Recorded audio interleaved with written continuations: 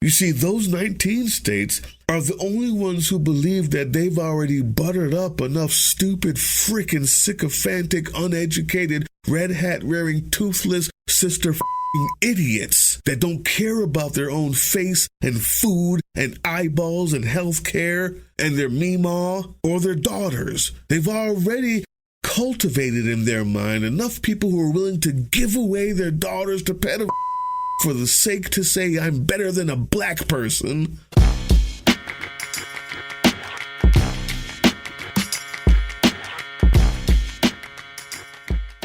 What's up, YouTube? Drill Sergeant here. And your president, pervert, POTUS operandi himself is in the Epstein files. He's about 2 seconds away from actually pardoning Ghislaine Maxwell, who is a convicted sex offender, who is a trafficker of young children for the purposes of sex with old men. And if you've been watching MSNBC or any of these other snowflake, ridiculous, wannabe news stations, getting paid by rich people to talk about things that don't matter, they've been playing over and over again her tapes. I haven't listened to them because you know why? Because she's a convicted sex offender. So I can tell you whatever she's going to say is in conjunction with the pardon coming. So we're not going to forget that. And this story will not take away or distract us from that fact. Now, the real story, number 2, President Kenkel's McTaco Tits is mobilizing up to 1,700 National Guardsmen in 19 states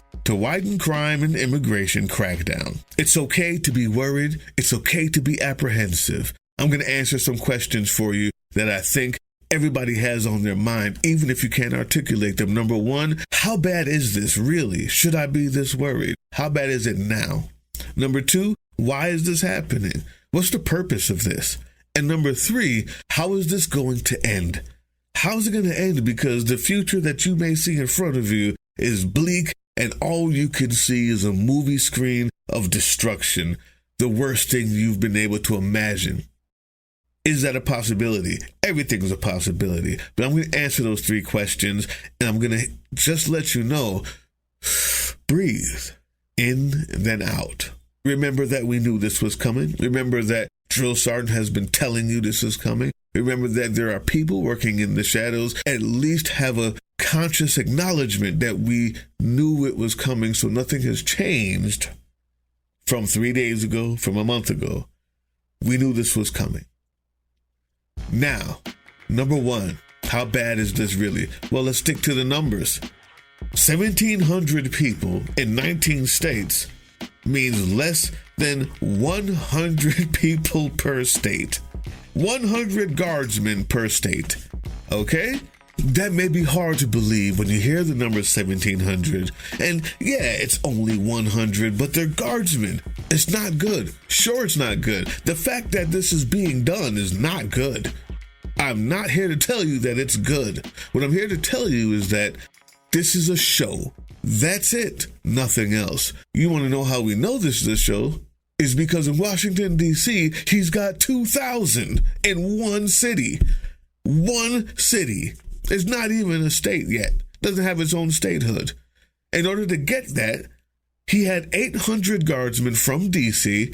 and got 6 other states, red hat states, who will be punished, who will see the reckoning when democracy is back in play. He's got 6 other states to send their guardsmen to Washington, D.C. Governors in 6 states, West Virginia, Mississippi, Ohio, Tennessee, South Carolina, and Louisiana, they have all agreed to deploy state National Guard troops to join the 800 D.C. troops that have already been activated by President Trump. And the video shows Guard troops now helping law enforcement at 10 different metro stations in D.C. President Trump claims crime was out of control in the nation's capital, though local officials are calling the troop buildup politically motivated. They are pointing to statistics that show violent crime in D.C. is at a 30-year low.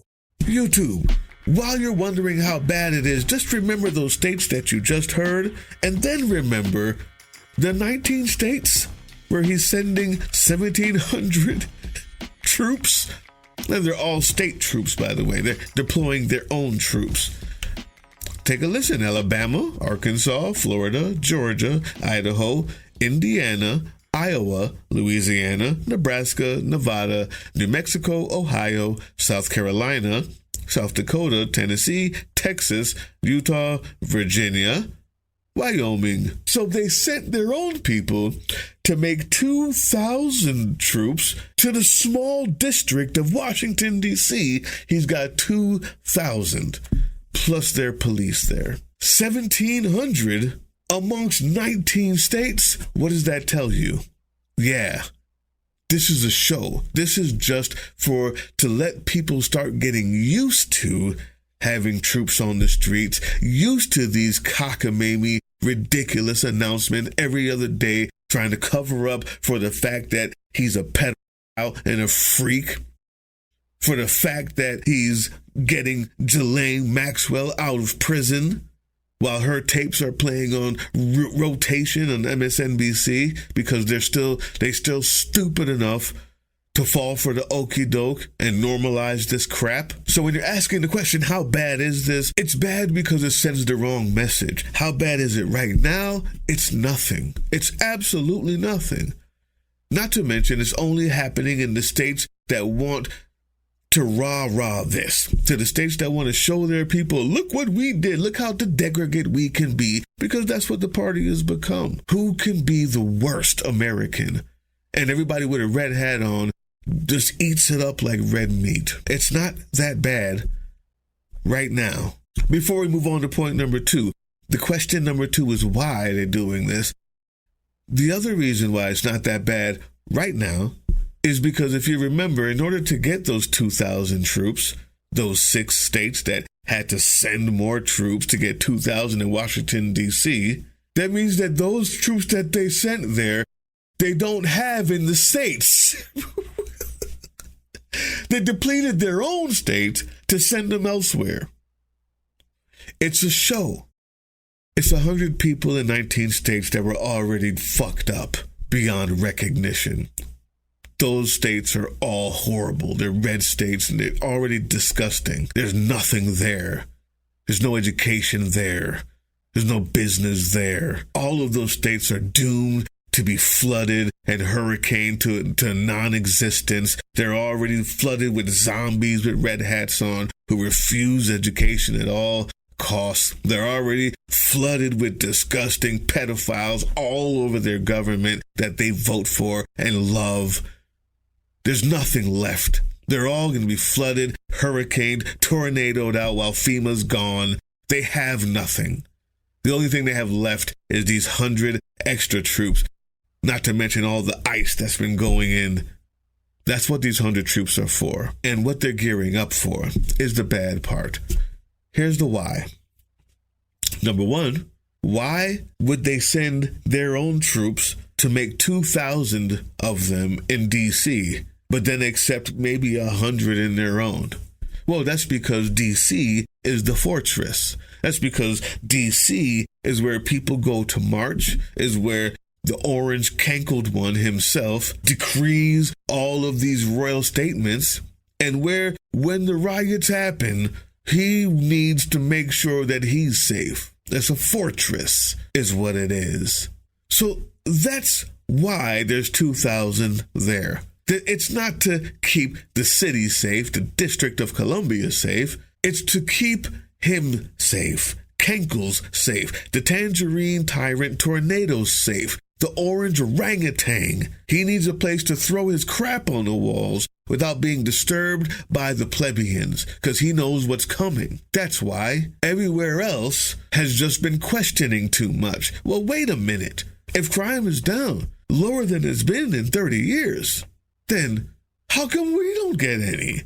So he says, here, you stupid idiot, here's yours. Number 2, it makes people feel good.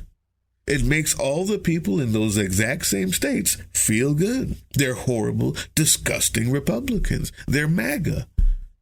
They're disgusting, filthy, inhumane MAGA. They like it. They're filthy.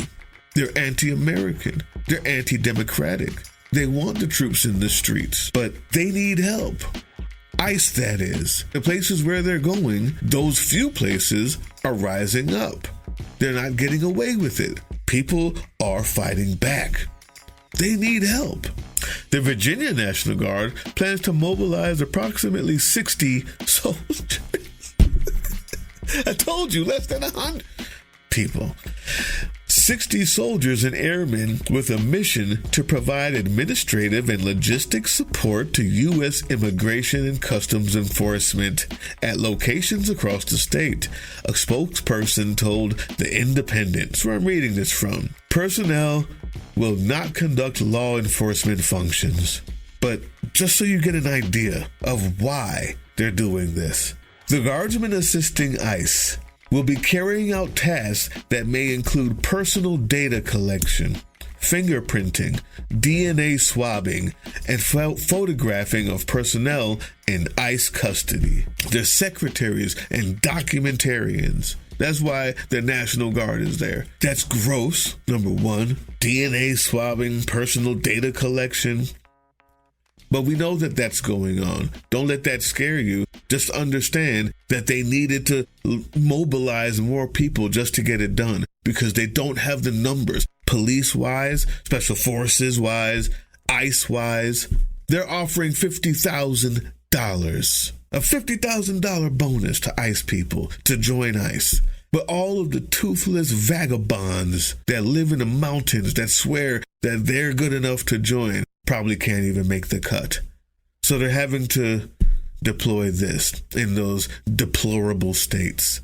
So that's 2 questions answered. And I hope that you get it. I hope you get it. The whys, there's a lot of them. There's this propaganda. There's this disgusting red meat need that the people have in these horrible, disgusting, filthy states that just drain on our society, that are welfare queens to the federal government, that cannot pay their own bills and just suck all of the money and resources from the real states with decent people living in them. And the few decent people left in those states are fighting back and making it hard for the ICE agents who are being filled up by even more indecent and uneducated people. It's a cycle of indecency and toothlessness. But that leads us to, will this work? What's the end game? How does this end? And that, my friends, is the best news. You see, there's a reason why there are only 19 states, because the rest of the states that he talks about every day, the Chicago and the New York and the blah, blah, blah, everywhere where there's black and brown people as a majority, or as in mayors, people who run the city. The reason why those places won't do this is because they're not fucking stupid. They don't have the numbers. You see, those 19 states are the only ones who believe that they've already buttered up enough stupid, frickin' sycophantic, uneducated, red hat wearing, toothless, sister idiots that don't care about their own face and food and eyeballs and health care and their meemaw or their daughters. They've already cultivated in their mind enough people who are willing to give away their daughters to pedophiles for the sake to say I'm better than a black person, that they will accept it. But I'm here to tell you, YouTube, that's not the case. They will accept it now. But when you get a bunch of uneducated rubes, backwards idiots that are armed to the teeth in every single household, and they don't have health care, and they don't have cars or gas, and tomatoes cost more, and they lost their job, and their wife got fired, and the husband was laid off, and there's no one to work the field. That same disgusting, drooling horde of night walkers and night crawlers will rise up and beat down the exact same National Guard that's sitting on the streets. You see, Kenko's McTaco-Tits himself is such a freaking idiot, and the sycophants that follow him in power are so stupid and short-sighted and lack a history education that they forgot exactly how it was that someone like a Hitler in Nazi Germany was able to put tanks on the streets, soldiers on the streets, and have people praise it. You see, in order to get the people to stay calm while they saw soldiers on the streets. In Nazi Germany, the Nazis implemented a major program of public works, such as building and repairing roads, railways, and houses, significantly helping reduce unemployment. Large-scale military rearmaments. Building up the armed forces took in a whole lot of people. It, of course, was ridiculous because you can't survive off a military economy unless you're at war. And that was the point. But unfortunately, we had Doge. You idiot orange fool. You took everything away before you put the troops on the ground. By time that 60 in Virginia turns to 120, and by time your silly little less than 100 people in Mississippi turns to 200, and because you think they're so malleable, it's because they're fed. When the store closes, when the wife gets laid off, when the hospital no longer exists, and the farm food rots on the ground, even they will be mad at the tanks on their streets. When you're asking the question, how does this end? That's how it ends. They're too stupid to do it right. Yeah, he wants all the power. Yeah, we're gonna fight. And also, you need to know what's coming next. You see, those people who aren't so hungry now that they're losing their minds, when they try to put it in a democratic city, a democratic state, those people will say, yeah, do it. Yeah, do it. It just won't last long because they will be hungry. They will be back to violence and the worst natures of humanity. When you ask how it'll end, my hope for you is that even though we'll be fighting in our democratic cities, when they try to do it, when they do the unconstitutional thing and put the real military there, not the National Guard, because the governors won't hopefully bow down to that. My hope for you is that all of those disgusting, filthy with red hats on can be used as pawns to be the front line. Does that bother you? It shouldn't, because if you were asking those three questions to begin with, it's because innately you see the danger in where we are and the authoritarian state they've allowed. But this fool did not do the preparation. There is no Volkswagen Bug. The VW Bug was the people's car and it satiated them. There is no public housing for the workers that never really went to fruition. They're just a bunch of empty buildings that are still there in Germany now that could satiate them. These people put in Doge instead and ripped the floor from under them before asking them to accept the troops. It's not gonna go well. I would use that. Don't be a fool. Use them first. That's how this works. Psychological warfare is the first warfare, and if you haven't prepared for that, now's the time. How this ends is with the pawns, the uneducated, suckers and leeches of our government, finances, artwork, society, who put this here to be used as such, and hopefully they can redeem themselves as heroes or martyrs. We need to figure out how to make that happen. You don't like that? Wrong channel. Tomorrow, we fight. That's what it means. Yeah, we got mutual aid. Yeah, you should be, like I said many times before, working out with your neighbors. How to get the general strike running. Who's going to do the child care? Who's going to do the policing? The neighborhood watch? Who's taking care of the funds? And the piggy bank to help everybody so that they can last for a couple months. Who's taking care of the transportation? All of those should be happening now. Now. But the troops are on the streets. They're trying to slow roll it because they were fucking idiots in getting it started, because they let Doge rip the legs out from under the base that would be backing them. They'll soon be monsters and night crawlers, hungry soon. Hungry with weapons out the ass. It won't matter. They'll be shooting at black people. They'll be going into every place they can. we can turn them on the real problems. He's going to try it. He's just too stupid to know how it would end. You want to know how this ends? It ends with psychological warfare, and it starts with you. Join me if you'd like to learn how. Watch our Twitch channel so that when this gets taken off of YouTube, we have somewhere else to go, because I got more information for you that you're going to need. You may not like, but you're going to need it. We don't need to lift a finger. Not yet. The idiots have made an entire sea of toothless pawns for you. Again, if you don't like that, I'm sorry. We also have mutual aid to do. Do that. But if you about that life and you're talking about what you're going to do and who's going to fight back, when I say tomorrow we fight, I meant it. Because tomorrow we fight. Hey, yeah, you. Before you click away to watch someone unbox a tactical toothbrush, let's talk about something real. Political Drain isn't just another content mill. We're a digital front in a very real war. Not with bullets, but with ideas, with action, and with solidarity. We pair urgent news with critical education. And we build community around actual resistance, not the hashtag kind. The kind that moves. But here's the thing. None of this is free. It isn't. Behind every video is time, labor, research, and some weird guy asking if we're going to pay the hosting bill. And yeah, some of that money goes to things we can't necessarily say out loud.